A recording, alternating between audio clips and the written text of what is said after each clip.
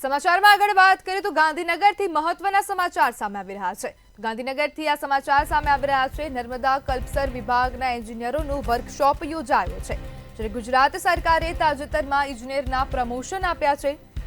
જે બાદ આજે ગાંધીનગરમાં વર્કશોપ યોજાયો છે, જેમાં 110 જેટલા કાર્યપાલક ઇજનેરના પ્રમોશન થયા છે। ત્યારે ઇજનેરોને ફિલ્ડમાં ઉતરી ખેડૂતો સાથે સંપર્ક કરવા માટે સૂચના પણ આપવામાં આવી અને મુકેશ પટેલ દ્વારા ઇજનેરોને સૂચના અપાઈ છે।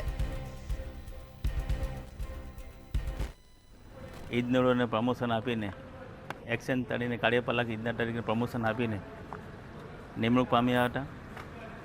આજે એમના તરફથી આજે વિભાગ તરફથી દરેક ઇજનેરો માટે વર્કશોપનું આયોજન કરવામાં આવ્યું હતું।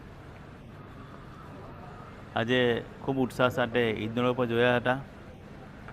એમને એક જ મેં વિનંતી કરી હતી કે જે ખેડૂત છે ખેડૂત સાથે સારી રીતે રહેજો।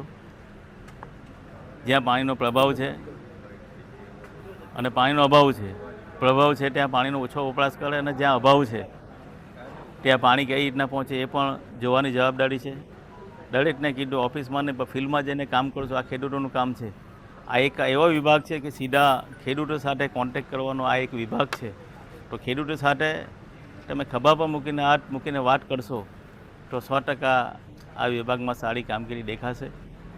અને જે રીતે મુખ્યમંત્રી ભૂપેન્દ્રભાઈ પટેલ સાહેબે જે રીતે કામ કરી રહ્યા છે અને એમણે કહ્યું છે કે દરેક ક્વોલિટીવાળું કામ જોઈએ, એ પણ આજે મેં સૂચના આપી છે કે ક્વોલિટીવાળું કામ આ વિભાગમાં થવું જોઈએ। ક્યાંક એવી ગડબડ ના થવી જોઈએ એ પણ એમને સૂચન કર્યું છે। ત્યારે આ વર્કશોપની અંદર આજે સારું ભાથું લઈને જાય એવી એમને હું આપના થકી